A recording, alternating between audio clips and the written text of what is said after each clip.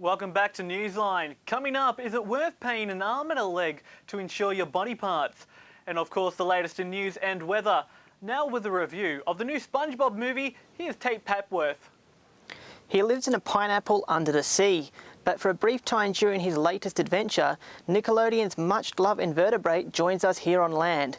The SpongeBob movie, Sponge Out of Water, stars Antonio Banderas as greedy pirate Burgerbeard, who steals the secret recipe for Krabby Patties, the incredibly popular fast food snack in SpongeBob's hometown of Bikini Bottom. Without the recipe, the town is quickly reduced to a post-apocalyptic wasteland, which sparks SpongeBob into an absurd pursuit through time, space and multiple lands in order to retrieve the much-loved recipe. The Krabby Patty is what ties us all together. And without it, there will be a complete breakdown of social order. A war of all against all. Dark times are ahead. Dark times indeed. Seriously? Aren't you overreacting a bit? Welcome to the apocalypse, Mr. Squidward. The film continually switches between different styles of animation as SpongeBob travels through time and space.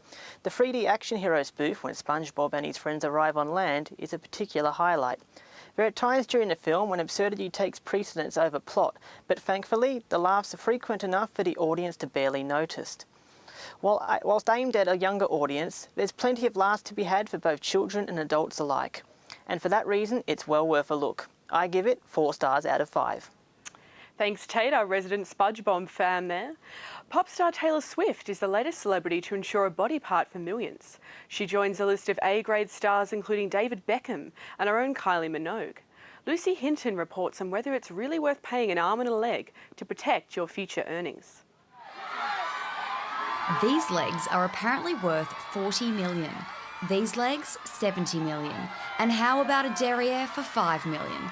Insuring body parts is possible if you're willing to spend an arm and a leg on it. Probably my hands. My smile. My brain. My personality. But out of the spotlight, there are careers that depend upon the use of specific body parts. Mr. Morris' surgical career lasted only 2 months due to the onset of arthritis in both wrists. I had a patient's tummy open and I had something and I got a spasm of pain and I dropped the instrument into the patient's abdomen.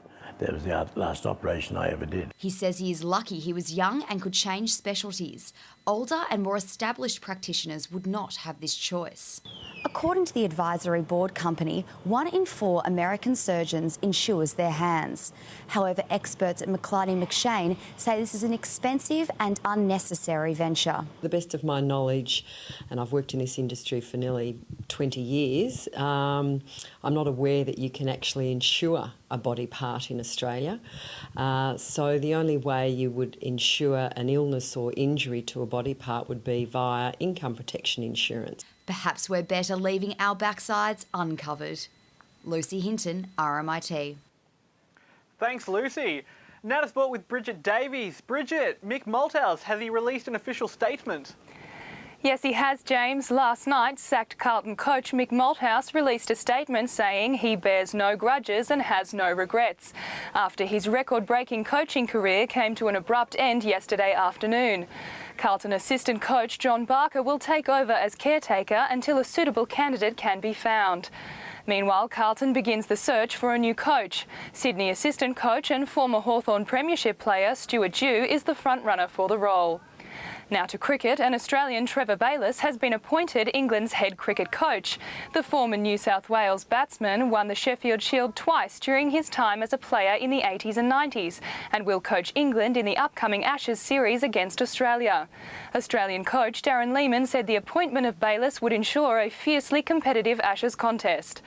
Finally, to the French Open, and Serena Williams and Rafael Nadal have progressed to the second round, along with 6 Aussies, including fan favourites Nick Kyrgios and Sam Stosur. After her win over Czech Andrea Havlachkova, Williams says she wants to rewrite history, having never won all 4 major titles in a calendar year. And that's sport. Thanks, Bridget. To weather, Melbourne hit a top of 18 degrees today, with 12 degrees expected overnight. Tomorrow will be a gloomy 17, with a shower or 2 looming overhead in the late morning.